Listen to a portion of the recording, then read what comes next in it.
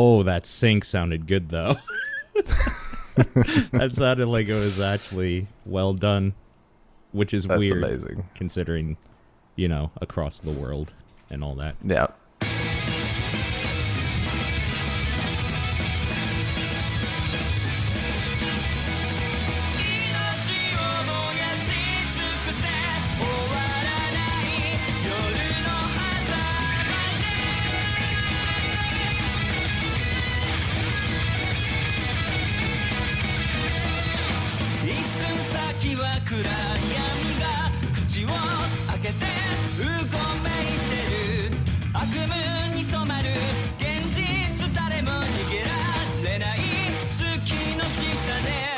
All right, we're here to talk about what I think is maybe one of the worst named properties of all time, Berserk. You don't like the name? I fucking hate this name. But he goes berserk. I've been told that I would like this since I was much, much younger. And I've always kind of just put it on. Honestly, when people talked about it, I'm just like, that's a stupid name. I bet it's stupid. Just straight up. And then a lot of video game stuff has been based on parts of or like themes of Berserk. And like, yeah. I've known that going into them, and people have talked about that stuff. I'm like, yeah, fine, whatever. Things are based on a lot of things. Who cares? And I remember there was a bit there where the thing I remember most about this was something about tasteful rape, I think is the term that was used. Yeah, I was. That's oof. And in some way, I understand probably what you mean, but at the same time, it is a terrible sentence. Dude, I didn't actually put those two words together. I was referring to it. Don't get me wrong. Yeah. Didn't sound like what I was looking for. Yeah. Was not glorified. No. Like nothing that happens that's like horrible is ever meant to be like sexy, you know? Sure. Like if you're seeing any of this shit in this comic or in this manga and you're like, that's hot, like, you have a need problem. help. Totally. Unless it's Griffith with his hair in the wind. Then you're normal. Unless it's Griffith.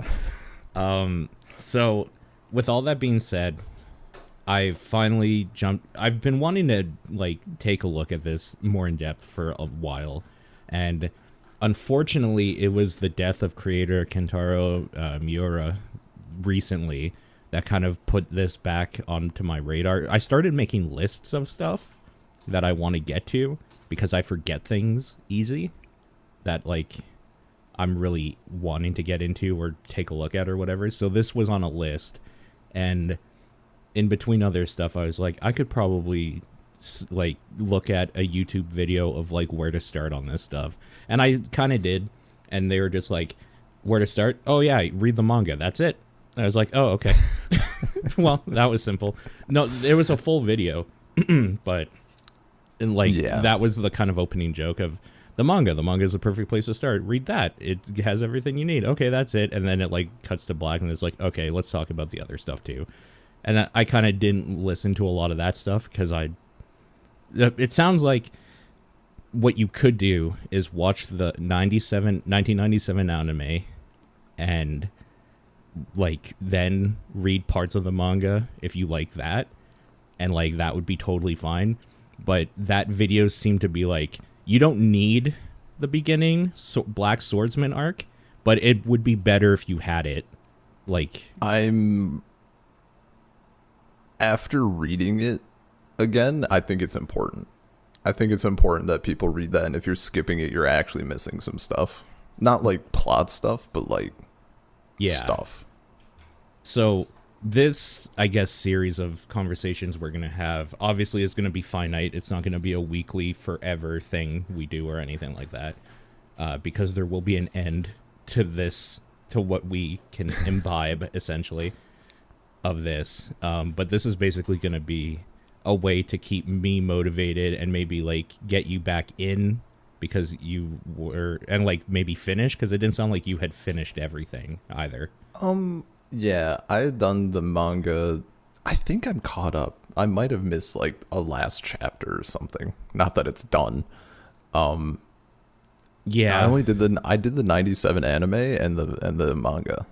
I haven't checked out. I mean, I checked out the newer anime, but I didn't get that deep. you're I haven't probably done not the caught up films or though, the games. because they released a new arc in December of last year. Then I think I'm caught up. All right, Because I went maybe after Mira passed away. Oh, you caught up? I went and looked and made sure I was caught up. Yeah. Oh, okay. Okay. I also want to look at the video games, and we should watch those animes as well. So I checked out the games because there's only 3, and like one of them is just a Warriors game, so whatever. yeah, but I want to play that one because it makes sense that would exist in this world. Yeah. Oh, totally. Apparently, the Dreamcast one is like super fucking difficult, but like the story is really good. So I'm curious about that. Yeah, I haven't looked deeply into it. I was worried that some of them might be Japanese only, because for the longest time, all of this was Japanese only until it was translated. I think all 3 of them. I mean, Are English? I think the older 2 even. Yeah, North America. And the PlayStation 2 one It's probably Japanese only. is only Japanese, but I am sure There might be a people fan have translation. I'm sure they have. Yeah. Yeah. So like, just for clarification here, the first book or whatever was published in 1990. The English version, that was in Japan, the English version was published in 2003. So there was a gap before we got it over here. Like, Of course, fans will always like do everything and it will be okay, but it won't be official. So it's missing out on a lot of stuff. So I'm sure there was a version in 97 you could download off the internet somewhere with your 28K modem and like whatever. Yeah. But anyways, we should talk about this. We're going to be talking about specific arcs, and in those arcs, we're going to split up the bigger ones, I guess.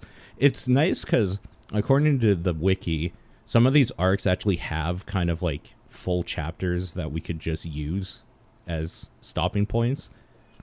Yeah. So that'll be nice. The unfortunate thing, though, is that the big one called the Golden Age arc is like half of the whole story. So that one we're going to have to find stopping points. Yeah, because it's like 14 volumes. Or not 14, I guess like 13 or whatever. Yeah, 12. It's volume 3 to 14, so... It's a lot. But it's 10. It's 10 full volumes with some extra or whatever, which is a lot. Out of 40 volumes total, like, that's a lot. So we should start where any good story starts. Fucking a demon near the fireside. Dude, it's such a bold opening.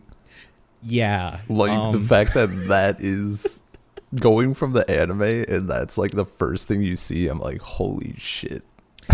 Yeah.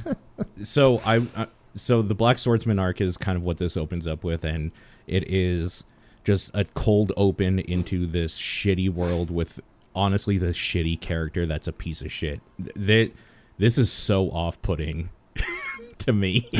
Like, so there is a time in my life where 16-year-old Paul reads this thing and is just like, he is the coolest.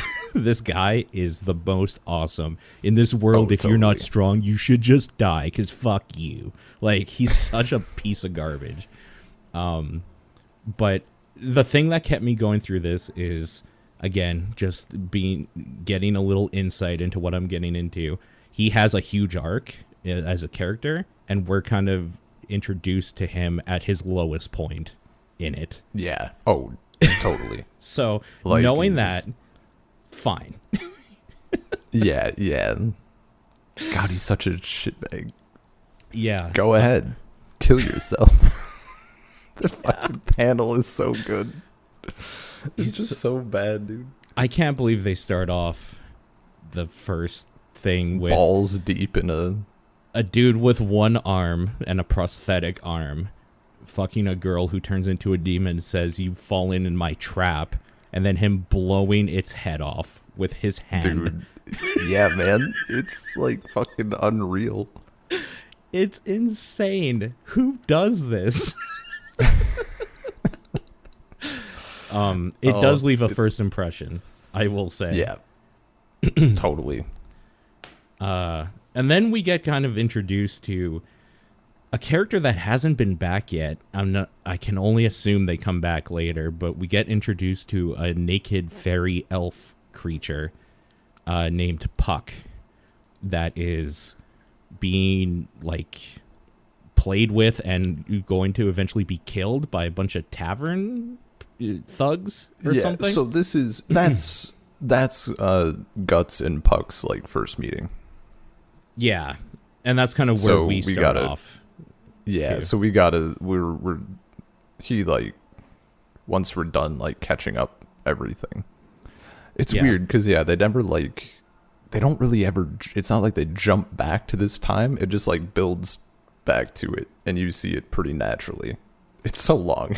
It's like 15 or 16 volumes of what is sort of a flashback. Yeah. But not a flashback. Yeah. Because even after Golden Age, after that whole arc, it's not like you're just back. Like, there's more stuff that happens a little bit. Oh, sure. So that makes sense. Yeah, because, like, it's obvious a lot has happened to this character already. I mean, yeah. Again, he's, like, he has one eye closed all the time and one arm. And he's obviously, like, this giant badass that doesn't afraid of anything.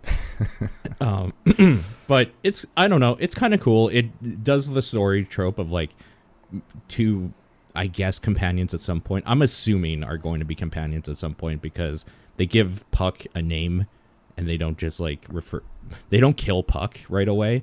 And it seems like if they're going to stick around for a bit in this manga, from what I've read so far, they don't, if they're going to die right away, rather, they don't give them a name, and they die like pretty soon. That's not true. We got Colette.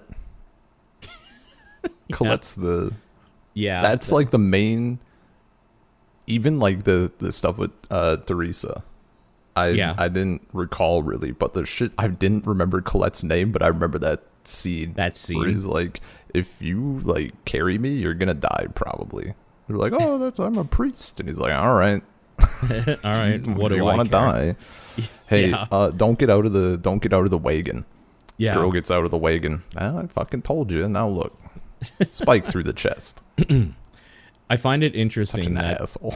Kind of one of the first things that happens is we find out that this town is being like ruled under the thumb of some lord of some sort, and it turns out the lord is a demon and a snake demon. Well, we think maybe at first, or I guess I should say I think, because this is my first time through this, so I don't know specifics. I kind of thought he would be like a vampire, Vlad the Impaler type, because there's like comments about him taking in or being given women and children to eat, essentially. Yeah, and him biting off the faces of like his enemies and just drinking their blood and stuff. So I thought, okay, he's just a psycho. Turns out he's a snake. Yeah, he's just a snake boy. And it's kind of interesting how much this manga sets the tone in the first volume, where this dude whose name is Only Guts, which is like a stupid name too. There's a lot of stupid edgelord shit in here that I'm overlooking. Yeah. Yeah, no, I know why. We'll get to it. But like there's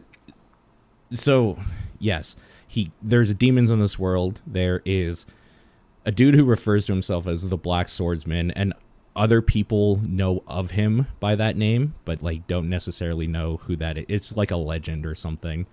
And that's who we're kind of following here. We meet up with a fairy type creature who I thought would be the worst, because this type of character usually is, but I kind of enjoy the levity that Puck brings to like this world, because otherwise I would want to kill myself reading this. It's so depressing.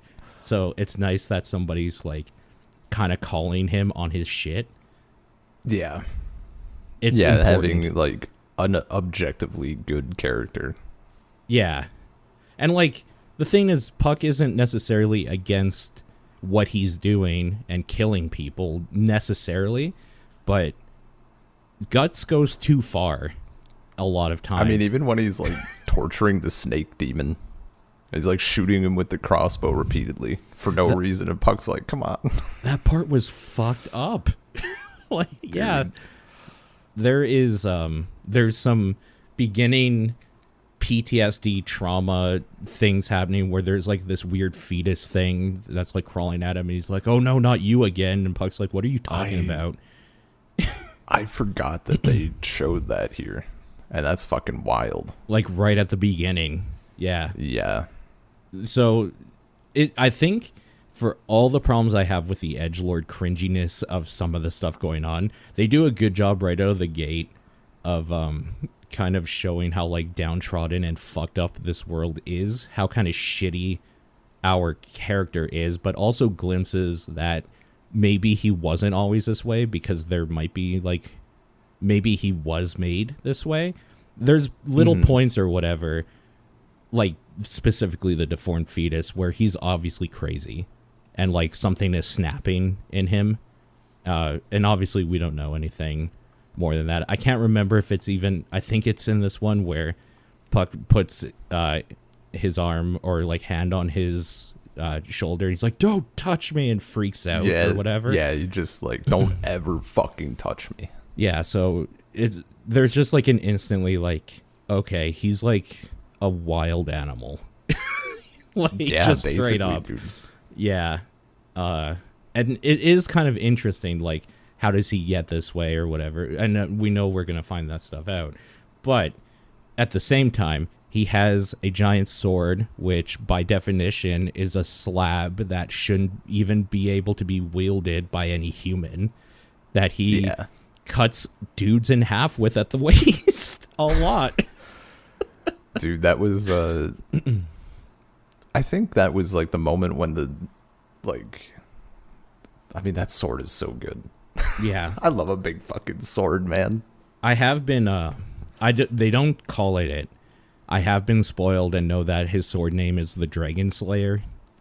But but I shouldn't know that yet, but the internet talks about things and refer to it as such. So that's fine. I don't really care.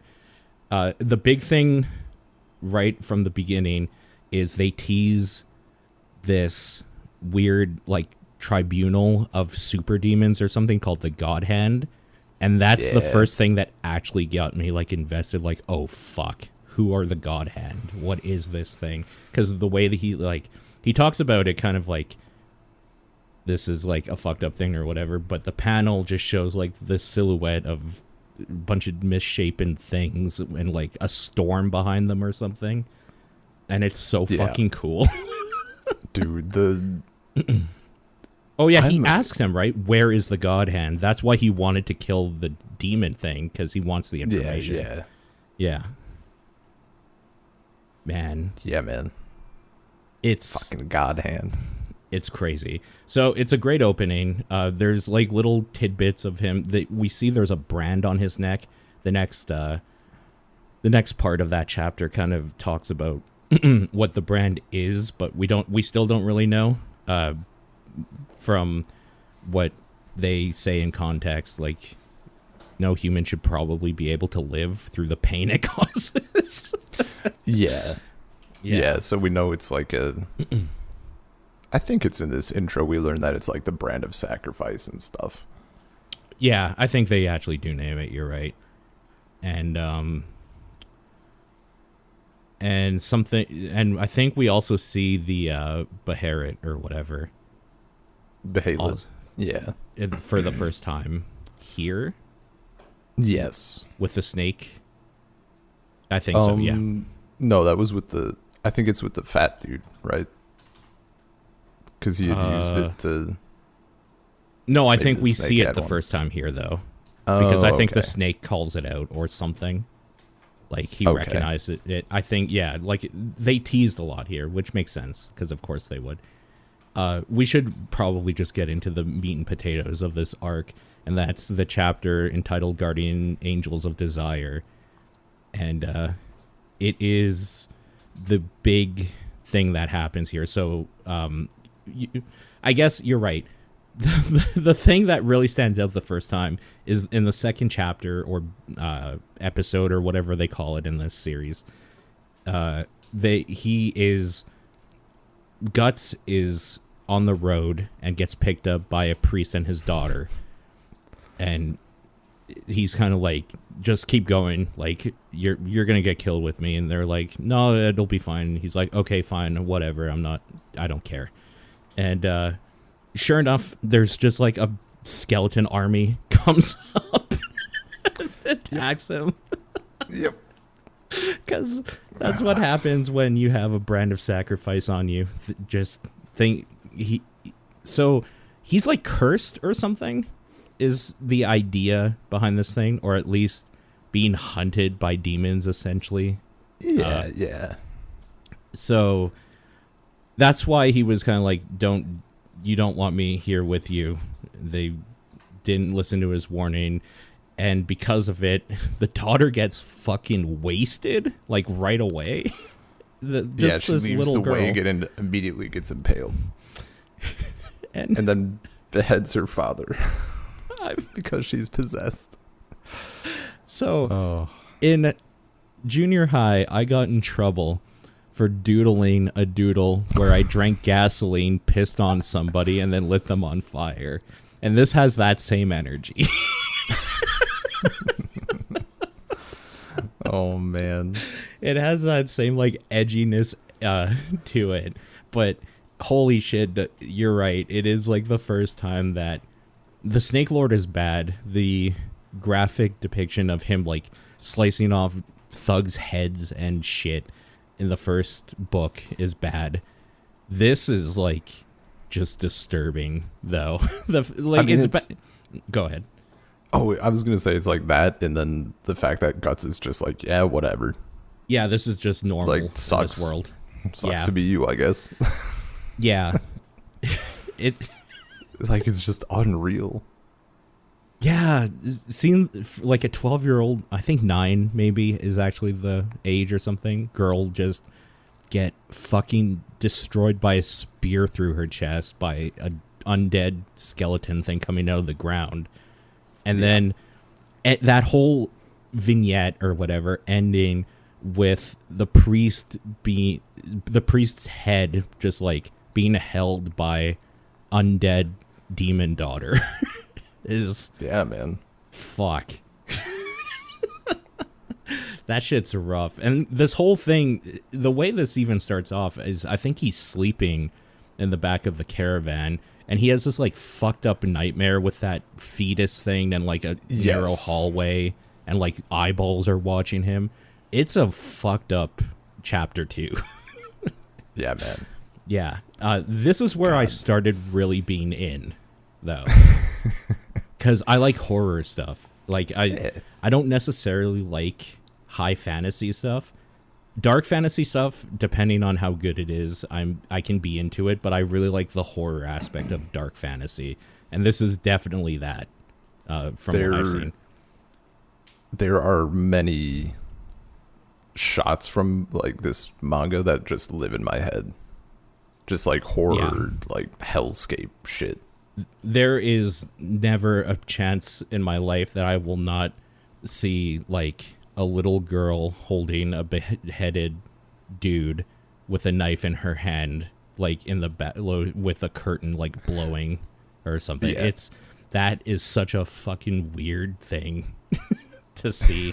And yeah, I guess thank you to Guts and crew for ruining my dreams forever. But yes, it is fucked up. This is where I started really getting in, though. And I can't remember if it's here or around the end. I think it's around the end of the first one with the serpent lord dude. Puck, we get the idea, can like empathize and feel emotions or whatever. And yeah, when he does, to like when Guts's like aura or emotions or whatever are going wild, he just like convulses. Like, yeah. I mean, terrible pain. anytime he gets in sync with Guts, like he's literally just anger. He's just angry and broken, and that's like all he is. Yeah, so we know we're dealing with like a super broken dude here. I kind of liked going into this knowing that there was a time skip and we are going to get to see that sort of thing. Like, I don't know how into this I would have been as a kid in 1990, just being like, this is kind of just like a weird fucked up thing. But then alternatively, I don't know how I would have felt a kid that was super into horror liking this, and then what happens after volume 3 where it doesn't do this anymore for a while. Yeah. It's a weird series right from the get-go. Guardian Angels of Desire is the big first arc in Black Swordsman, or big story point, where we are introduced to, I can't remember his name, but a count. Vargas? Oh, the Count. I don't know the Count's name. Fuck if I know. Let's see. No, you're right. We are introduced to Vargas first, aren't we? Anyways, this whole... I can't remember the Count's name. Yeah. Anyway. I think he's just Count. That's Just what the wiki says. Just Wiki the count? just says Count. Just says the Count. Okay. That's great. I'm sure he has a name, but I don't remember what it was in the thing. That was 5 volumes ago. Yeah. And a lot has happened in between. No, dude, I'm looking. He's literally just the Count. He's just the count? Okay. Yeah.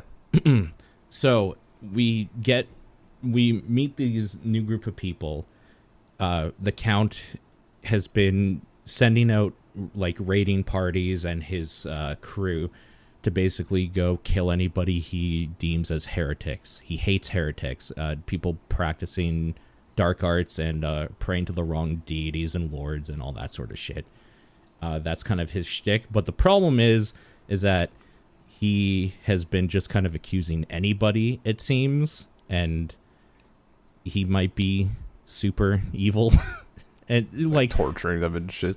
Yeah, and from what we know of this world, we figure he's a demon right from the get-go. So that's that's not difficult. Yeah, that's not special. Oh, it's a big reveal. Yeah. I think this is the first point that they really start doing like politics stuff. There's a little bit of there with the Serpent Lord where the mayor is like giving the women and children to the Serpent Lord to like kind of save his town. But this is really the first time that there's like a count who's ruling over these people and kind of using his armies and his influence as his main weapon for a lot of the time until the final showdown where he uses himself essentially. And yeah, I don't know, just it seems pretty basic for a while until we meet a character named you just said it and I just forgot it. Vargas. We meet a character named Vargas who is an ugly round man missing a nose and has his face bandaged up. Both legs. Oh, and both legs, you're right. I forgot about that. He's a very messed up person. He saves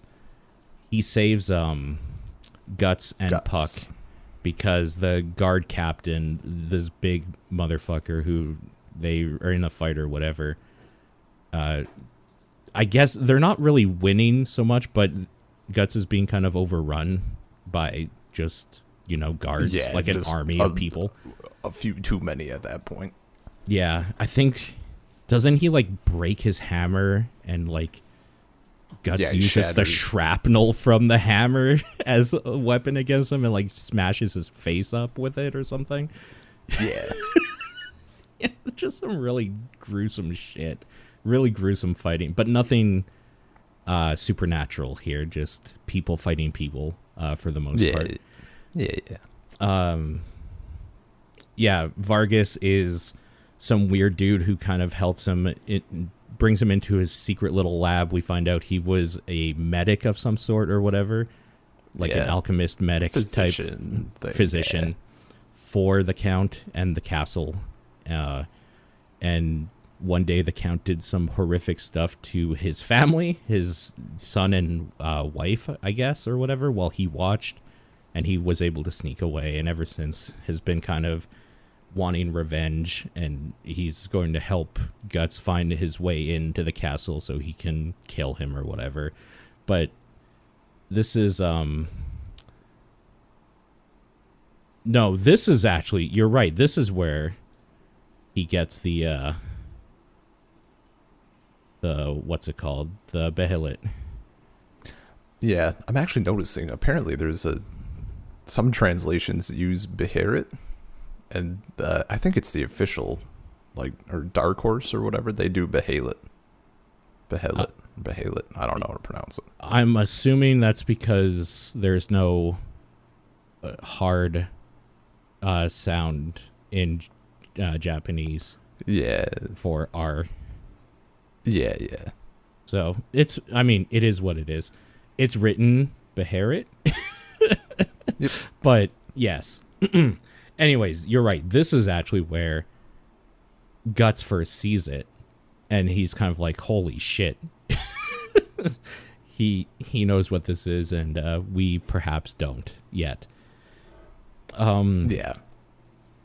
Of course, this wouldn't be some weird horror thing if the giant guard captain dude wasn't given a supernatural power, so he is literally fed a daemon to become a super powered demon version of himself for revenge. Dude, the fucking demon coming out of the Count's mouth, and he's like, take it into yourself. It's so disgusting. It has his head, like... Yeah, it's just... It's like so many fucking legs.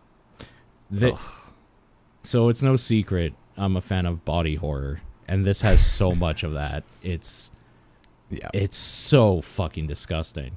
Anyways, the guard captain, they find out where he's kind of got away to, and there's a giant fight that ensues, and Guts is like, oh, you're not even human anymore or whatever, and there's a big fight. This is the first problem I have kind of with the manga in general, is that these big fights are extraordinarily hard to keep track of what's going on in the scene because of how detailed the drawings are in black and white.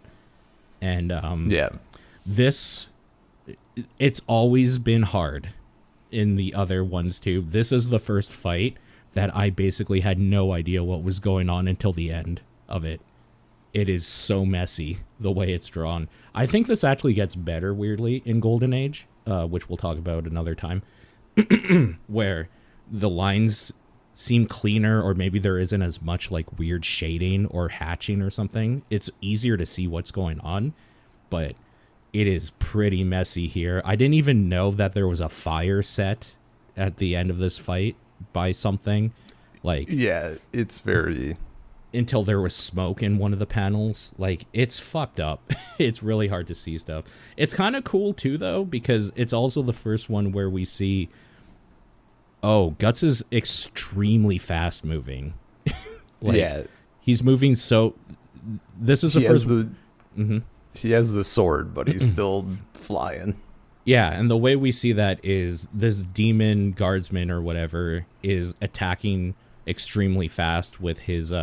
I can't remember if it was like a spear or something like that, or like a battle axe or whatever, but he has these tendrils that he's attacking with, and the way it's drawn, it looks like there's just a bunch of lines everywhere, and there's kind of the characters talking, saying, oh my god, he's so fast, but like Guts is blocking and parrying every single attack or whatever. Yeah, dude. And yeah, it's fucking dope. It's so cool, but it's so hard to see what's going on in the environment. That it offset itself to me. Yeah. Okay. So we had to take a small break, which is fine because it gave me time to look up the actual usage, and behelit doesn't make sense in any regard besides this manga, the English translation. Beherit, however, is a Syriac word for devil or Satan, their version of like hell, essentially. Interesting. And also is a Swedish or Finnish or something death metal band. That sounds right. So that sounds correct, yeah. So that is like legitimately what so Beherit it is, but you're right. The English version, which is the one you would have obviously read because, you know, it's official, said behelit. That's but interesting. It is commonly said in the community that both are acceptable and people know what you're talking about, so it's fine. It doesn't matter. Oh, that's wild. It's weird. I never thought to check the etymology of that. That's interesting. Yeah. All right, so the Duke has given power to the Count. Yes, the Duke is a different guy. You're right. The Count has given his weird daemon to the knight or the guard captain, and a big fight ensues or whatever. They get out of it after Guts does some fancy shit and cuts half his head off or something like that, and gets, if I don't remember exactly, the slug comes out of like the half head or whatever, and doesn't it like berate him or something? Like it's like talking to them and says like, "Oh, Vargas, I'm going to like enjoy torturing you like we did 7 years ago," or something like that. Yeah. Because like his head gets like lopped, and then the demon like slurps so out of it, and he's just chilling. That shit's so disgusting. But yes, anyways, the whole lab or whatever it is, the shop is destroyed, and a fire breaks out, and they get out or whatever. This is where the Beherit was taken by Vargas. This is backtracking a little bit, but it's important to talk about this thing because it's a super important thing that'll be coming back up over and over. Was taken by Vargas from the Count when he escaped, and apparently it's funny because it's one of those things that there isn't like a really crazy backstory or whatever. I think it's literally something like, yeah, the Count bought it off of like a traveling peddler who didn't know what he had. Like he just bought it off a dude or whatever. Like the Count or the Count knew what it was, but like the guy selling it is just like, oh yeah, this, like, do you want it or whatever? He's like, yeah. And he bought it from him, which I found kind of funny. Where it's just like, oh, that's a weird origin story. But whatever. So these things kind of just are around, and we do know about another one later on. I'm assuming there's just more of them. Like, I'm assuming these are just things that exist in this world. So yeah, I mean, I'm sure we'll point some shit out when we talk about Golden Age. Yes, yeah. So anyways, the reason why I bring it back up is because after they get out of that, Guts just straight up takes it from Vargas. As like, consider a payment for, or like a down payment or whatever for your revenge or something like that, and pisses Puck off. But they leave, and there's just like this weird tentacle that comes out of the shadows. We see that grabs Vargas, and that's kind of like where that ends. Fucked. You just know it's like going to be bad. And Puck is like, shouldn't we make sure Vargas like gets somewhere safe? And Guts is like, meh. He'll be fine. Yeah. It's like, yeah, that classic like trope or whatever in like a cartoon or whatever. He'll be fine. He's just like dying in the background or something. Yeah. Yeah.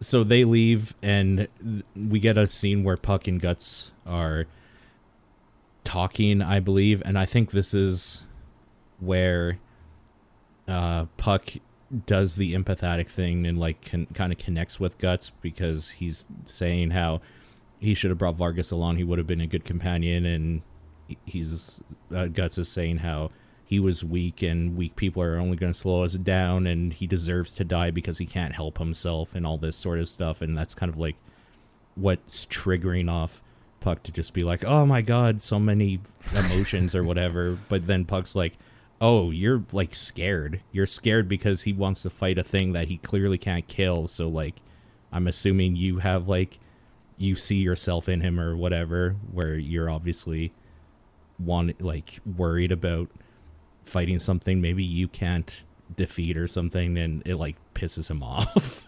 They kind of go their separate ways, and Guts has like this weird moment where he's cleaning his hand cannon and like has a remembrance of Vargas being disfigured or whatever, and like kind of does this, like touches his like eye and like looks at his stump or whatever and just like punches the wall. Yep. Yeah. So I like, it sounds like such a throwaway part, and in reality it kind of is, but those are the important things to like let us know there's like shit going on in his mind. Like bad memories, bad traumas and stuff are coming up slowly as we go. Which I'm assuming, like, we're going to talk more and more about it obviously, but I'm assuming that's part of the reason why you say I don't think you can skip the beginning, because like this build up is kind of important. I mean, it's the build up, but then also yeah, I mean the God Hand stuff specifically is the really God Hand important stuff. There's also just like, I don't know, it makes stuff later hit harder because they're already like, there's already some parallels that I just didn't, because I didn't like reading through the first time, I didn't really connect them, and now the second time having done everything, I'm like, oh holy shit, this is like yeah. This is like, oh, this line is just like, that comes up later. This is like reflected back, and there's just a lot of that good stuff. It's kind of interesting too that you're able to see this with different eyes too. Like, I think if I had read this when I was like 16 or whatever and then reread it now, I think I would like notice just how I've changed as well. Oh, and like totally. how I react to this stuff. There's, yeah, I guess it's not in this. It's like the very beginning of the Golden Age arc, but there's one like series of panels, and I'm like, holy shit, this is cool because of how it reflects stuff. And I wasn't paying attention to that stuff the first time I read it. And I guess since then, like having gone through university and literature stuff, like I know I'm better at picking out that stuff. Sure. Yeah. Just in general, we're going to have a lot to say about Golden Age stuff. Like, this is all kind of just set up, and this is kind of weird, edgy stuff going on here. It's kind of a surface level, well, until the end of this arc, anyway. Until, the end is juicy. And, like, until now, it's just fighting demons, which, Vargas gets captured, basically, and they overhear that somebody who has been working with the Black Swordsman has been caught or whatever and is standing execution. Guts goes to watch and not save him. Yeah. Which is odd at first, but then you realize that he's like tactically realized that, oh, this is a trap. Like, this is set for me to go in there and get murdered instantly. Yeah. So, but yeah, Puck is not having a good time with it. So Puck tries to go in and tries to do something, but I mean, Puck sucks and is like a bug essentially. Like, there's nothing Puck can do. Bug, yeah. So I mean, Vargas dies. He gets his head chopped off and his corpse is thrown into a pile, which later Guts sees as he's going by the mass grave or whatever, where a whole bunch of heretics' bodies were piled up. We get this kind of cool scene of the corpse, like his brand starts like burning and bleeding or whatever, and the corpses start coming out and like wanting revenge against the Count. One of them actually like dives into him and tries to possess his body, and it's a really actually pretty cool scene. It's very good. Yeah, because it's like, it's weird to see a scene like that where they're not attacking him. They want him to like kill. They want revenge, so they're stirred by their anger and hatred and vengefulness, and not like brains or something like you would see in a zombie flick. Yeah. It's super, super cool. And I guess Guts just like rolled a 20 on his constitution check and just kind of like forces it out. Yeah. And yeah, I don't know. It kind of ends in a somewhat cool way too, where this is where Guts starts having some humanity. Like, he's been slowly getting kind of some humanity back, I guess we'll call it, even though this is the first time we're seeing him, where he's like unaffected by the death of Vargas, and he doesn't honestly care if Puck dies or anything. Like, he just wants Puck gone or whatever. But like, I don't know, he sees Vargas's dead body and says he's gonna go kill the Count and not fail where he did. And it's like, okay, we're getting there. We're workshopping this. Like, that's kind of like getting revenge for somebody, but not. Okay. We'll work on it.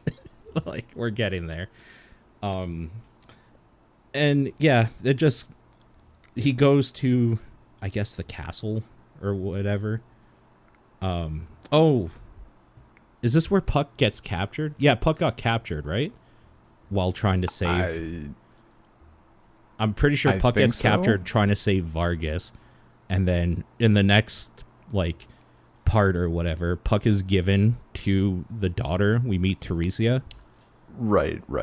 As, like, a gift. Or maybe it's even in, like, the same area where Puck's given as a gift, and we kind of meet the Count's daughter, who is also in a cage. There is a moment where he like tries to like put his hand on her or something, and she freaks out. Yeah, and she like I thought says, instantly it was like a rape thing, and it luckily wasn't. We find out like later or whatever. She's just not. Yeah, she's just had disgusted by him. Yeah, and I kind of don't blame her. Like, he's a shitbag. It's important to say she does not know he is a demon of some sort. Yeah. She just thinks he's just a shitty dad or something. I mean, I think she knows like that he's been calling for more and more people to be executed, and just like some of that bloodlust is seeping through. Yeah. And also he keeps her locked up because the world is full of heretics, and he doesn't want his daughter out there to be influenced by them or whatever. And it kind of cuts away from that at that part. That's one of the few, that's an important part, because that's the first time we see the Count as like a human, essentially, like not feeling great that his daughter hates him, like obviously really bothered by it. In fact, because I thought he was full demon at this point. This proved that there was something else there still, or whatever. Like there was something. Yeah, he has a bit of his humanity. Yeah. But Guts is here, and he starts running up a staircase or whatever, and he runs into the fucking guard captain again, who is just nothing but demon. Essentially now there's like no human left of him, basically, except some armor. Or whatever. And yeah, he's just weird tentacly-ness and has his arm whip going on and all that stuff. Yeah, the fleshy arm whip. Yeah, there's I'm trying to remember if it's this one. Yes, it is this one. So the fight ensues or whatever. There's the cool scene of he's just like, what's left is like the demon and like some tentacliness, and he like wraps himself around the sword to like get at him or whatever, and he just squishes him like a bug or something. It's really good. Yeah, when the demon like crawls out of him, or it's his what's left of his head or something. Yeah. Dude, first off, I love the whole like the only way you're gonna kill me is if you cut off my head. Guts is like sweet. Yeah, thanks for the tip. Him, the shot of him on like the demon head on the sword is so good, and then the panel where he gets squished is amazing. Yeah, I love that panel so much. It's hard just sliding down the wall.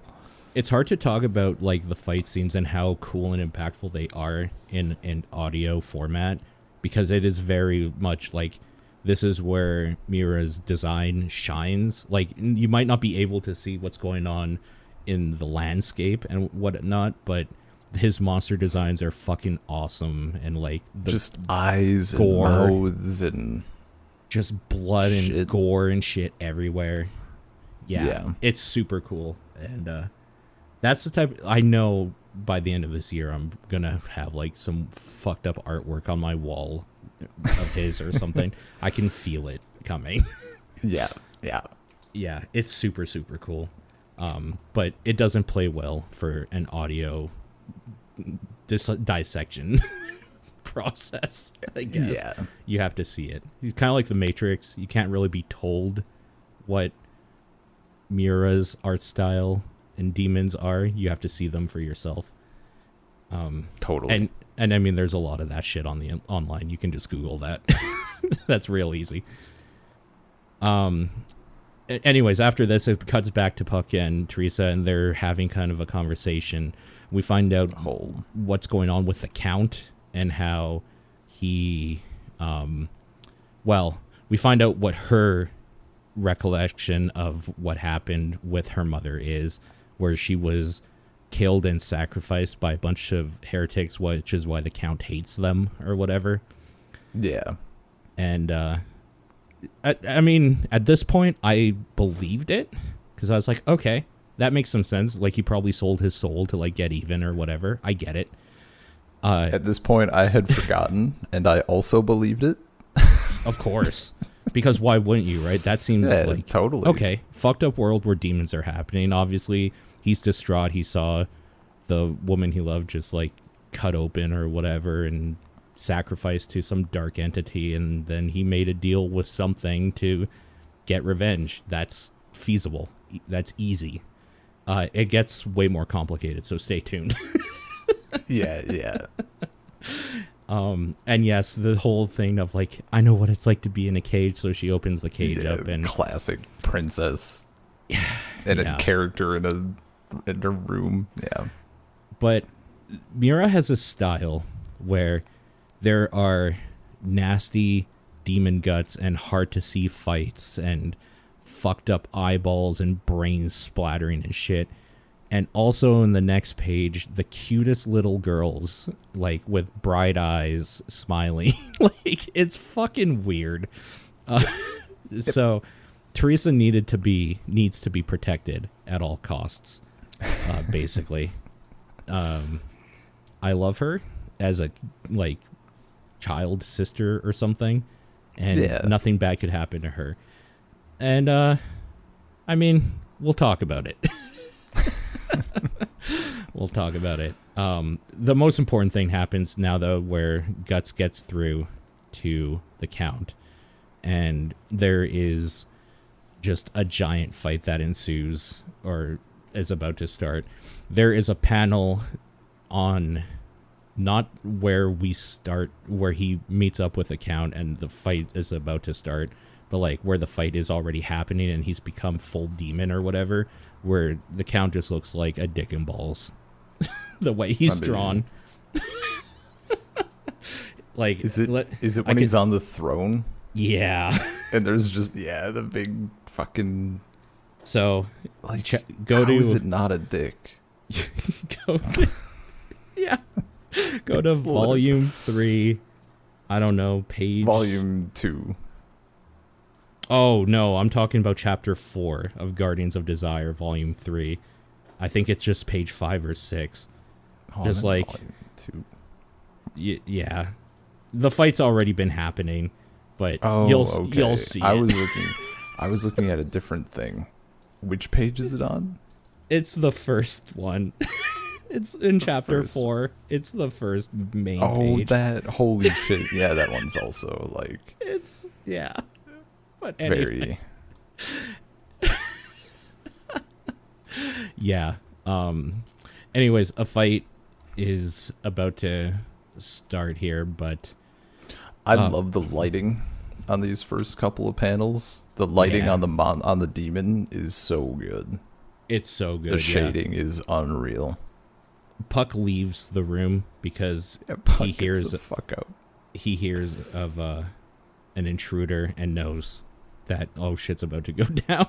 So Yeah. yeah,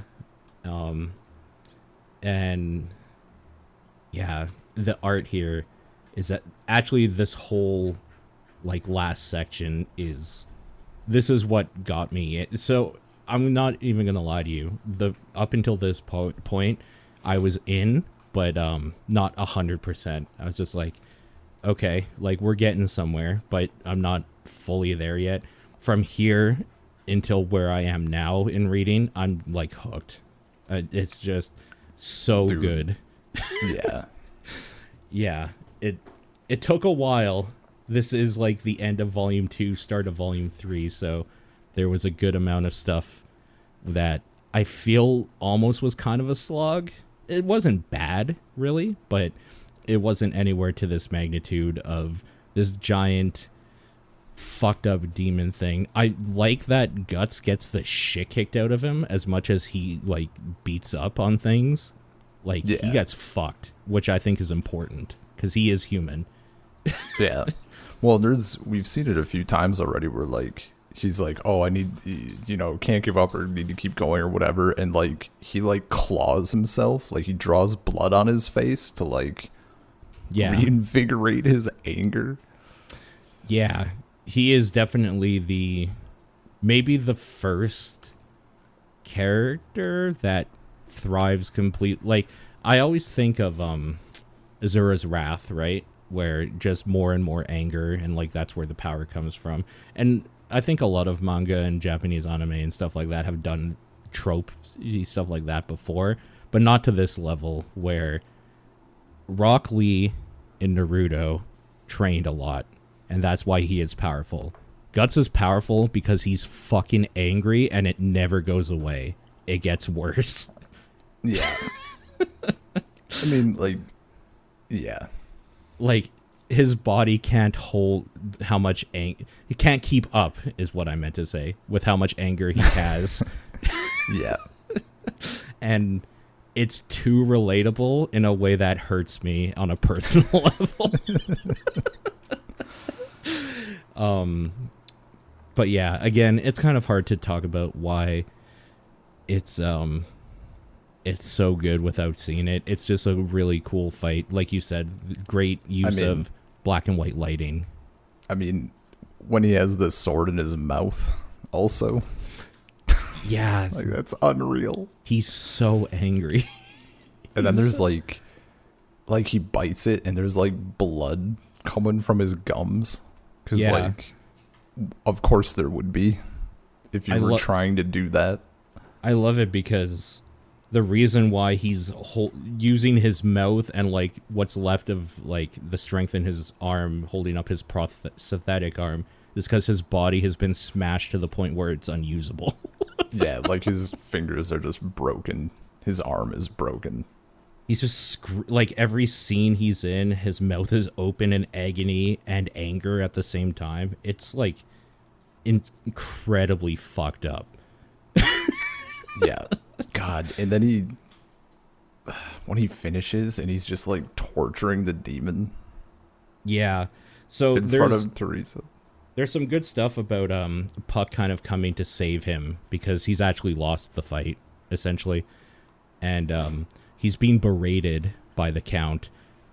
Puck comes in to just basically like also berate the Count, saying like, what do you like?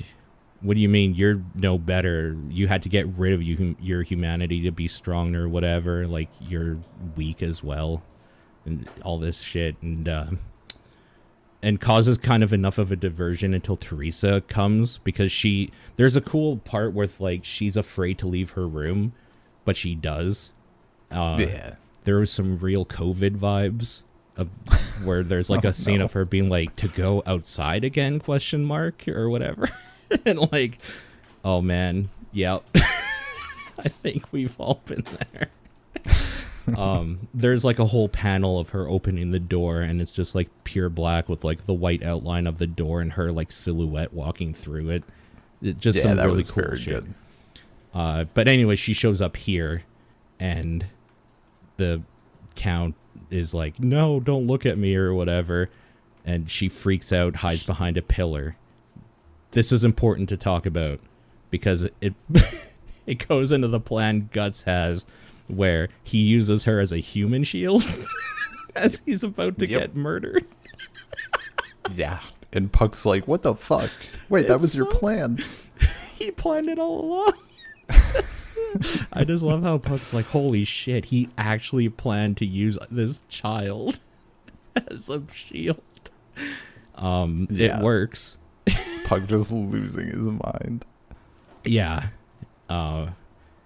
It works, though. It's pretty good. And that's what gives him enough time to use his cannon arm to blow his head off, basically. And then he just takes a knife and starts cutting his face apart. God. Yeah, like up through his teeth. There's like a fucked up thing where he's like telling the little girl to like, see, look, watch, this is what like being a demon gets you or whatever, like watching him defigure her father. Yeah, and Puck's like, no, not in front of the little girl, and he's like, I'll fucking kill you too, shut up. Yeah, you're right, he does like pull the knife on Puck. He's full animal here. Yeah. I have felt that amount of anger towards a person before, so I get it. Obviously, I didn't cut them up because we're talking here on a podcast and not from a jail cell.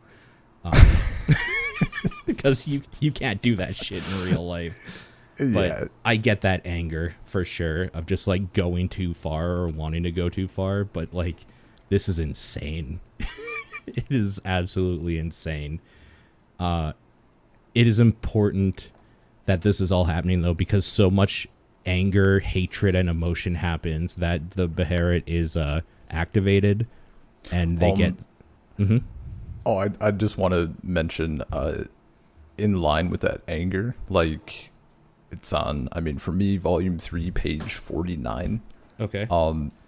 Where he's like, take a good hard look at a body that doesn't die. That style with like the like very vertical lines, and him like being fucking crazy. That's like iconic.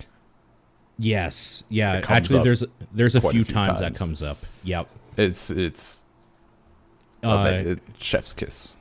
In fact, I think if you like Google him, that's like one of the first images. Yeah. Yeah. This isn't the most iconic use of it, but like, yeah, this style that's Guts, baby. Yeah. There's like a weird, fucking angry, psychotic glee and anger at the same. The way he does like expressions with basic anime drawing is insane. Yeah, dude. It's insane. And even like while he's doing this, and like Teresa on the same panel is like crazy. Yes. Yeah. Yeah. The different styles actually in general that he mixes up. There's like a lot of Puck just being like kind of a silly, almost kid-friendly anime style when he's doing stuff in the same scene that somebody is being dismembered. Like, it's psychotic. For real. It's actually crazy. I absolutely love it, though. Yeah, man. But anyways, sorry, go on. Beherit, as you were saying. Beherit. Yeah. He's cutting up the Count, and the Count is saying he doesn't want to die or whatever. And there's just like a lot of really powerful emotions going on right now. And we're led to assume that's what kind of activates the Beherit doing its thing. It starts like crying tears of blood or something, or like the face like wakes up essentially on it. Yeah. And that whole like chapter or whatever kind of ends with weird MC Escher impossible staircases, and they're just in the middle of this like weird new area that looks completely different from anything we've seen stylistically. A lot of sharp lines and geometry and stuff like that. And the Count says like the great ones are here or whatever, or like, and we see them. Yeah, at the top of the stairs. Oh man. Yeah, that was the moment that I was just like, okay, well, I'm not sleeping tonight. Let's go. Like, we got to keep reading. Yeah, dude. Because that's the thing. This is the thing I've been waiting for, because I wanted to know what's going on with the God Hand. And we found out pretty quickly that this becomes Hellraiser, essentially. They're basically Xenobites, but for demons, they're like, I don't know what you'd call them, like a council or whatever of demons that give power to people. They make trades, I guess. Is kind of the thing. They like facilitate it. Like, sure. They're like a stockbroker, but for hell. Kind of, yeah. They're kings of the underworld. Like they're on top of everything. But I don't. Yeah. You don't what? They just like they're making the trade, but also I think it's all just like the Beherit. I don't know how much of it is them. Well, it's hard to tell. No, honestly, I think it's like the Beherit is the catalyst, and then they show up to like ensure the sacrifice or whatever, because they're the ones who are like, you want to find, like, you got to give up something meaningful, someone meaningful.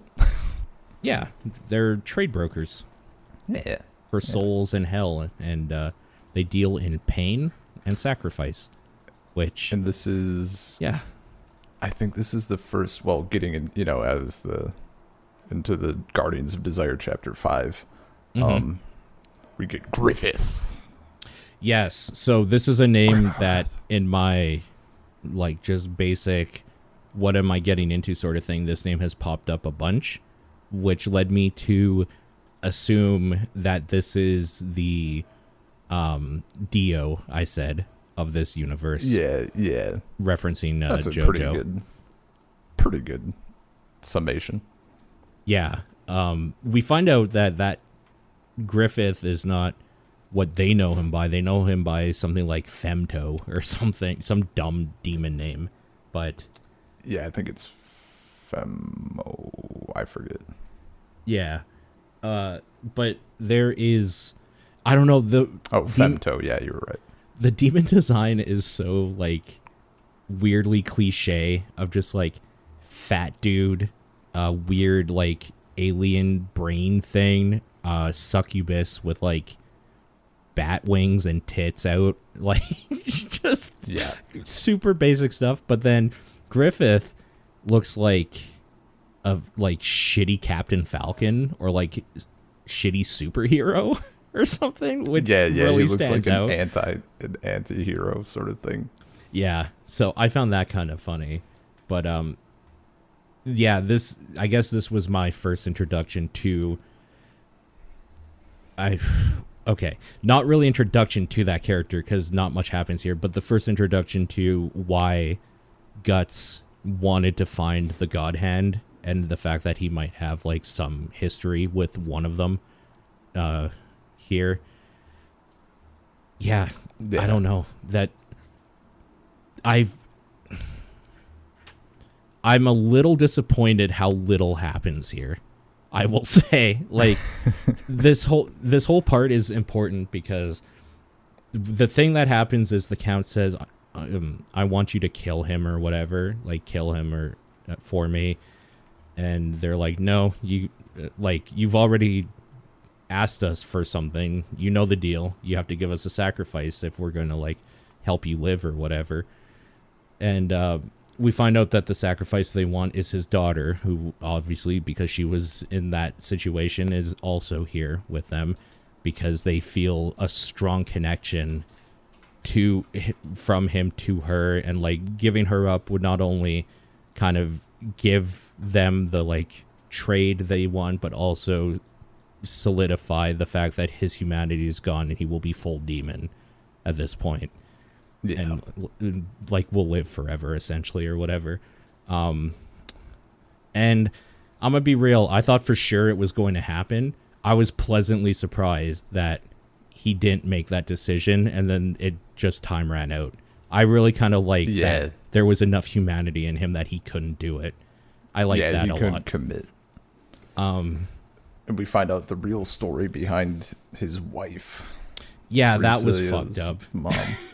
Turns out she was a pagan, and he like came back from killing heretics in foreign lands, and finds her in a big fucking orgy. Much fucking. There's a lot of. I love how the eye candy goes both ways, though. It's a lot of chiseled, oily dudes mixed in. Yeah, and Bahamut statue or whatever as well. Yeah. The classic like goat demon. Yeah. Fingers up pentagram, like. Yeah. Super like basic, honestly. Some basic. Yeah. That's a pumpkin spice latte of demonology. Just basic bitches. Yeah. But it makes sense. Yeah, that whole scene is kind of cool too, because it's like them not rewinding time, but opening up like a portal into that period to show what happened, and he just murders every single person there, and then when it comes to his wife, he couldn't do it, and like I don't know, there was that part hurt so much. That was really hard to read. I don't even know why, like, because I know they're fake characters and I've never gone through something personally like that, but just like the way it's drawn where so much anger happened, and then like the one person he should have been angry to, he couldn't be, and she was like taking advantage, like she had a smug look about it too, just being a real fucking cunt on that page, and like he's about to like kill himself or whatever. Like that is such a really difficult scene for me to read. That was hard. And that's kind of like when that happened or whatever, when the deal was made that they would kill her essentially or whatever. Dude, even during that deal, like he's shaking, like he's not confident about it. Like, God. Yeah. Ugh. But yeah, he's about to kill himself, and that's kind of what activated the Beherit the first time. That he, I guess, yeah, wouldn't have known fully what it was at that point. He wasn't a demon yet. He just bought it off a peddler. Maybe he did know, and he just didn't know how to activate it because he was human or whatever. But yeah. But yeah, the suicide that he was about to do or whatever activated it, and the God Hand came and said, will basically make you like invincible. You can rid the land of anyone you want, all the heretics, or get revenge for all of them, and all you have to do is let us kill your whore wife, essentially. Yeah. And he was like, yeah, okay. Again, like you said, not like jumping at the chance either, which is good. It makes you feel really bad for this demon you wanted to see get sliced up just a minute ago. Yeah. Yeah. And there's like a lot of we kind of had, I think we got a speech from like Puck earlier during the fight, and now we kind of get some more of the same theme where like one of the demon guys, I think it's the one who opens the portal and who's showing them all this, he's saying like you did this so you could bury your fragile human heart. Yeah. And like Puck is saying that similar stuff, like you didn't do it because you wanted to be, like you did it because you were scared and because you couldn't handle what you were dealing with. Yeah. And it's like basically seen as like the coward's way out. I have a feeling this series, and like I guess you can confirm, if I'm correct in some way. I think the series is a lot about what it means to be human, just in general, and like the good and bad that it comes with it. Like we are obviously Guts is like the pinnacle of like the human like spirit not giving up or whatever and like all that sort of thing, but also the volatility of like how we can be and stuff. Yeah. And like maybe sometimes we don't want to be human and like we are fragile and shitty sometimes, but also we can be heroic and just like, I mean, the very, very obvious like trauma reading, right? yeah, of course. Yeah. So yeah, no, you're right. There is a whole thing about like get rid of your like shitty humanity, be demon. Demons are cool. Yeah, you don't have to be sad anymore. Nobody likes being sad. Yeah. Yeah. Yeah, no. And he can't make the trade. It's weird because he doesn't actually deny it and he doesn't agree with it. He just kind of runs out of time and they just like are like, oh well, and he becomes part of the ether. Oh, that part is so cool. They open up like a portal or whatever and there's just Puck has like a scene where he's just like incapacitated essentially from so much pain that he's feeling, just like sadness, anger, just everything, right?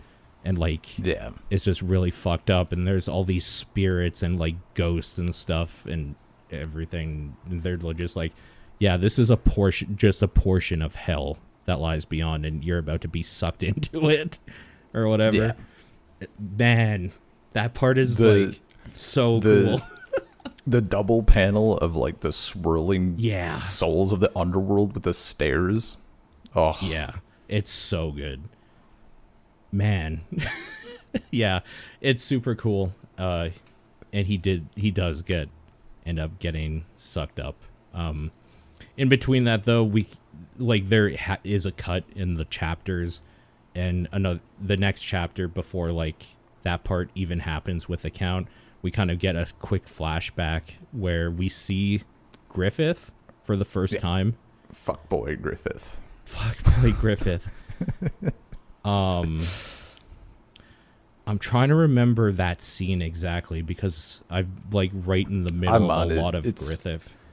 It's like him like Guts is in the middle of a bunch of dead soldiers and Griffith is like just monologuing about right, he says something about like most people's subject their lives, their whims to the handful of nobility. A king can't live exactly as he pleases. We're all at the mercy of a great tide, fate, or something. And like talking about how he wants to see what his place in that tide is. Then yeah, he said. I remember specifically. He says something like, "I don't usually talk like this around other guys." Ooh boo. Yeah, it's like you're the first person I've ever spoken to like this. Yeah. What a big sword you have, Guts. It's so. This is as good a place as any to say it. Griffith is the most fuckable dude I've seen, like in all anime.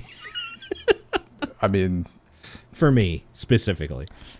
I mean, dude, if I didn't know his name, I wouldn't know that he's a dude. Like, there's this one panel, and it's just like you can see like the bangs because his hair is white, and like the panel is just all white, and it like fades into his bangs. You can't tell. It's androgyny at its finest, and like those soft lips. What am I supposed to do with this? Yeah, exactly. Man. Anyways, so yeah, I guess it's just kind of like a look into this is who Femto is, who the Griffith is that he just like said, or hit like a quick memory of his that happens kind of in the middle. Yeah, okay, I pulled it up. It's in like a battlefield or whatever. So obviously they fought together, and that's kind of the context we get. On page 122 on the left, where it's like Griffith's silhouette with his hair blowing in the wind, and then it's like 98% sky for the rest of the panel. Also very iconic. Sure, yeah. That shit's just... Yeah. It's good. Well, Guts is... Yeah. we'll talk about it a lot as we talk about Griffith in general. There's a lot of cool use of the fact that he has white hair with, like, when he's in an open panel, he just doesn't have his head drawn. His hair, like, melds into, like, the page a lot. And that's just cool even at design choice. Even at the end of this chapter, they line his hair like bangs and stuff that's coming down, but they do not line the top of his head. Right, yeah. They do that. Actually, they do that with all blondes. Yeah. Yeah, no, it's a cool their head choice. Look soft. Yeah, they do that a lot with the women, actually, too, that are blonde. It's cool. I think it's a cool design choice to do. Anyways, yeah, so that's kind of an interlude in between what happened, or when, what's his name, is supposed to make a decision, and he doesn't, so he gets mixed into the wailing souls that come and take him to hell. Yeah. And he doesn't, he doesn't say no. He literally just, like, takes too long. Oh, yeah. So another important thing that's happening here at the same time, though, is that Guts is yelling at Puck to heal him because he's just wanting to kill Griffith, like, really bad. That's all he wants here. And he does get up to him. There's, like, an important thing about, like, you fool, that brand on your neck, like, it'll give you, like, a little stinging sensation, and it'll drip a little blood around, like, normal demons, but around bigger demons, it'll just fucking kill you. Yeah, like, the pain is too great. It's directly correlated to, like, the power level, essentially, of the demon he's near or about to face. Yeah. So he just, like, starts just chunking blood out of it as he's getting closer or whatever. Yeah, it's like anime blood pressure. It's so cool, though, because, and, like, this is a thing anime does just a lot, where when something that would just be cool on its own happens, and everyone around there is there to say how cool it was. That's what happens here, where the demons are all like, or the Godhand are like, oh, we're impressed or whatever. Like, he's able to even be near us or whatever. And then he, like, swings his sword after the, like, you fool, you're gonna die just from, like, your brand or whatever. There's a line where he's like, I gave this brand is for you, or because of you or whatever. So we know that there's, like, a direct correlation between these two. And then he swings his sword, and all the demons are like, holy shit, this guy's dope. Yeah. The succubus is like, man, if he became one of ours, though. Yeah. I don't even remember how he gets, like mind powers, like, push him out of the way or something. Like, it's obvious that Femto is, like, power level 20 million, and he's, like, power level 10 Guts or something. Like, there's no way it was going to happen. But I don't know, points for trying, I guess. Anyways, that's where this ends. They just leave because they were summoned by the Count's will to not want to die, his desire to stay alive. And when he didn't give the sacrifice, they took him, and, like, that's all they're there for. They're not there to, like, take over the world or something. They're there for the deal. So the deal's done. They leave. And we got the amazing scene of Teresa just being like, how am I going to live? I'm going to kill myself. Well, and she's like, take me back to my room. I want to go back to my room. Yeah, that part's rough. Yeah. Yeah, and then Guts just shows up and he's like, go ahead. Kill yourself. That fucking panel is ridiculous. That panel, if we were in a different era of the internet, would be in my new, like, use memes on Twitter or whatever. But, like, there's no way you could post that. Somebody post something as a joke and not be, like, told you're giving hate speech or something. You can do it on r/berserkle jerk. Yeah, that scene is really fucked up. It's cool though. So she's like, freaking out saying like this only happened because you're here, you're bad luck or whatever, which is also stuff we're going to be talking about in the future. Like there's a lot of themes going on with these characters and Guts.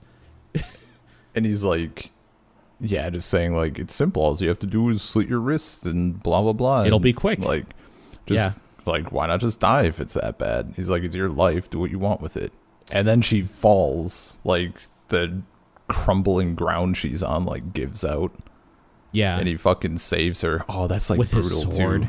Because he holds out the sword and she like grabs on, but it makes her hands bleed. Yeah, so like to paint the word picture for anybody listening who might not understand what I mean, you know, in like if in media, if you see somebody fell into the river and like their friends are trying to get them out, so they put out a branch in the river or like a piece of lumber for them to grab onto so they can be pulled in. He does that with the sword, and she grabs it by the blade. Yeah. Yeah. So he like gets her up, and yeah, that's when she starts blaming him. It's all because of you. And like she's like, I'm gonna kill you. Yeah, no, not wrong. She's right. But like her dad also made some poor decisions. Totally. She is a completely innocent bystander in a really bad situation here. Dude, the panel on 179 where she's like, because of you, and her eyes are still drawn in that sort of glistening way, but it's like anger. Holy fuck. Yeah. Like, that transition is crazy. Yeah, there's some just absolutely amazing shit going on in this. And so all of this happens, and Guts is leaving or whatever, and just he's the same. Nothing matters or whatever. Yeah, she screams, "I'll kill you," and he's just like, walks fine, away. Ready whenever you are. Yeah, he says something like, "I'm ready whenever you are." You're right. He grabs his shit and then starts walking out or whatever. Puck flies in to catch up to him, and then like is about to say something and kind of like goes in front of him or whatever, and we see maybe the most disturbing thing yet, and that's that him tearing up. That Guts is like crying or about to cry or whatever, and he like wipes away his tears or whatever. And he's like just completely just broken. Like it's a point there's zero anger. It's just he's broken.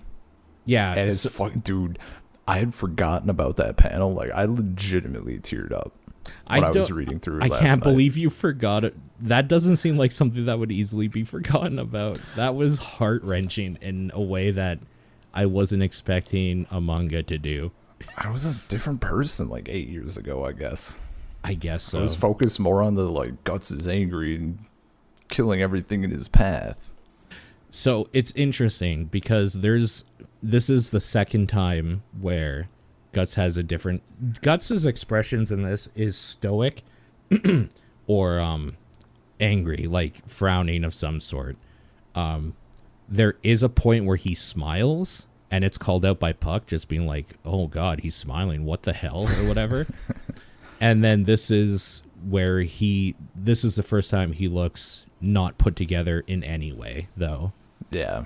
And this alone might be worth reading this whole opening arc for. Is that I was gonna say that as well. Yeah. Like this panel alone makes the 3 volumes of him being a fucking edgelord. Yeah. I wasn't expecting it to come that soon. I was expecting it to come maybe like later on when we get out of the Golden Age stuff. I wasn't expecting like the humanity to actually... He's just like a completely broken person at the end of this. And then this is where like we're going to stop talking about like the series at general, and we'll talk more about this section because it just stops right here and goes into the next arc, which is previously on, essentially. The fact that it stops right here is really difficult for me to wrap my mind around because I want to see what happens after, but I know I have to eat my vegetables, put into the RRSPs, be the responsible adult, and get the backstory before I can enjoy my dessert. I get it. Yeah. But Yeah, holy yeah. shit. So I want to ask you, revisiting this as a 30-something, and it sounds like originally you read this maybe in your 20s. Yeah, I was like 20, 21. Yeah. How much do you think the way you view it, your lens, has changed?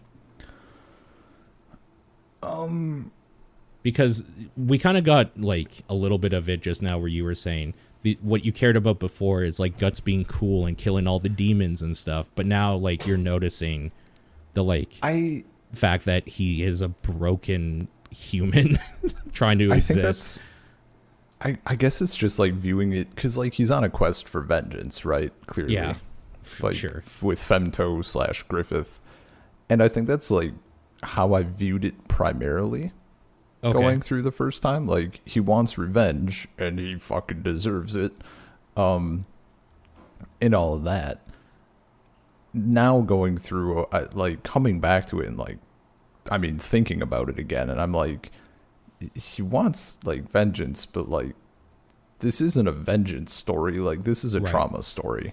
It is. Like, and then even focusing on like all the other stuff, which we'll get into, even like his childhood and shit, like. Yeah. It's just trauma. All of it. Yeah. Repeatedly. And yeah, and even now just like, I mean, for me, I'm looking like way forward and I'm like, wow, I'm already thinking about stuff much later on in a different light. Sure. Yeah. So this is kind of the first time with like, I'll give you my fresh eyes kind of experience here. This is the first time that this character has any really meaningful thing going on with him. And it made me not revisit because I didn't reread the beginning, but I did kind of like just kind of flip through digitally at some of the other parts and see if maybe knowing that context of like, yeah, rereading some of those other parts, it does kind of, the context felt a little more on a second, like, quick look of, like, a child trying to pretend that, like, his brother hitting him didn't hurt and that he's, like, tougher than that or whatever. Like, a lot of it really does seem like, well, like, you should be able to look out for yourself because that's all that matters or whatever, is like totally now knowing that like that's a band-aid that he's putting on essentially trying to like toughen himself up. Yeah, I don't know, it's kind of weird just knowing that last panel changes that character so much. Yeah. It's absolutely fucking heartbreaking. Yeah, taking the approach of like trying to be tough and all that shit, and then I can't think of any specific examples. I think there are like a few like super subtle, like just how his expression is drawn, where it's like you can like the mask slips just a tiny bit. Yeah. And on a first read through, like you're not going to notice that much. But yeah, then looking back, it's like, oh shit. Okay. So I've been bringing those up as we've been kind of talking here. Like one of them is where he's remembering or he's thinking about what Vargas said about wanting revenge or what happened to him, and then like looking at his arm or whatever. Like that didn't read important at first, but on the revisit it's like, oh, this is huge actually, because it's like the memories are. It feels like when we start this arc and like kind of jump in, he's shut off his memories or whatever, which is something trauma survivors do, right? They want to hide from the pain or whatever. They cut themselves off from it. And it feels kind of like that's what we get at the beginning here. And that over the 3 volumes, that facade is slowly breaking the whole time. And it starts with Puck right from the get-go. Because the first thing we see him doing is fucking a demon and then killing it, and then walking into a tavern and just like easily murdering people like it's nothing. He doesn't even say anything until Puck's kind of like there around enough that he starts talking. It's kind of interesting. He's like not even talkative for a long time. Your main character. Yeah, I don't know. It's super cool knowing that context and then kind of just re-looking at it right away and just being like, okay, there's stuff going on here. I do think it's still a little edgy in the way it handles the stuff. Yeah, sure. And I think the drawings are fantastic until they are too messy to represent something I think it needs to. So much of the like huge battles with way too many people are just impossible to follow. When we get to that point, like they're Where's Waldo pictures. Like it's crazy. Yeah. None of that happens here necessarily, but here it's just, I don't know. I think maybe he used too many lines or something. It's weird because the line work I feel gets better right away in the next arc. Maybe it's just like it's easier to draw human things and like harder to draw demons flailing tentacle arms properly. So I don't know. But yeah, everything to do with the God Hand is awesome. That's great build-up. That's a great kind of like payoff. It's a super tropey Japanese anime thing where the big bad is introduced and then there's kind of like an initial scuffle and then we go back down to level 1 and have to work our way back up. Like it's classic, but it works. Yeah. It works. Yeah, man. Yeah, this is exciting. I'm having a really good time reading it. I'm happy I have someone to talk about it with.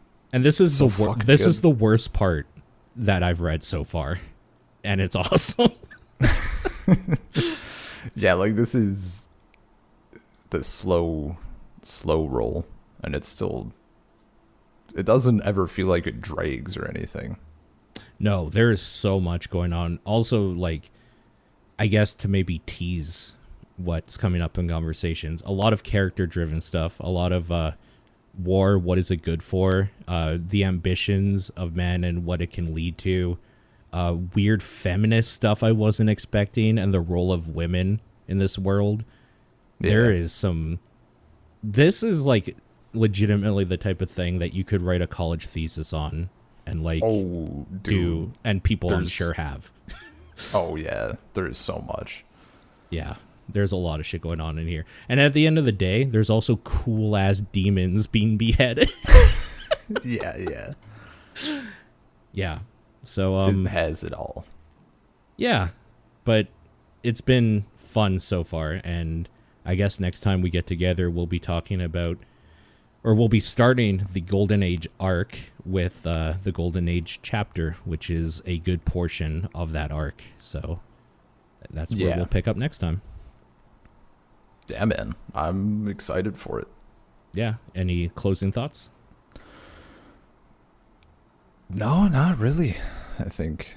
Yeah. I mean, I have so many thoughts on like the next stuff that's coming. It's so character driven and like stuff next. This was like the shorter thing, and it still has been like what, an hour and a half of recording. Yeah, it is. Man. But like, it's a lot of volumes is the thing. It's a lot of setup. Yeah. I'm excited. Maybe it's a good time to also say, in case you are listening and don't have the awareness of what's going on, there is going to be trigger warnings for a lot of stuff. There's a lot of really delicate to talk about. I mean, we started this off with the whole like tasteful rape thing, like that was maybe said a little bit out of line in the past. But yeah, there is like dealings with sexual assault, a lot of that rape. It plays an important role in a lot of the character development stuff, which is unfortunate, but also kind of like a way of life sort of thing. So, and like obviously a lot of murder stuff and just there's weird shit going on, so maybe be warned. Yeah. Yeah, because the next one in particular starts off with some deep shit. That's a little difficult for some people to maybe sit through. So I was actually worried. I was like, man, if this was like not Paul, I would expect so many people to like tap out. Which is honestly why I don't. It's not like I'm recommending this to people that I know, because like who the fuck's gonna read it? But I'm like, I think it's okay. Like, we'll get past it. Yeah, it's bad though. It's brutal. Maybe also a warning. I like to joke about things that I find uncomfortable because it takes the punch out. So there might be some weird joking about terrible shit here and there. Not in a way that's necessarily wanting to be offensive. Just there has to be some levity when you're talking about a child being sold as a prostitute, like shit like that. And we don't have Puck here to deliver the levity. No, he's not around yet. Yeah, so if you liked hearing about Puck's antics, you're gonna be sorely disappointed for a long time. Yeah. All right. Well, until next time, thanks for listening, and I don't know, stay berserk. How do you end this? I don't know. Don't make demon deals. Keep on berserking, berserkers. Jesus Christ.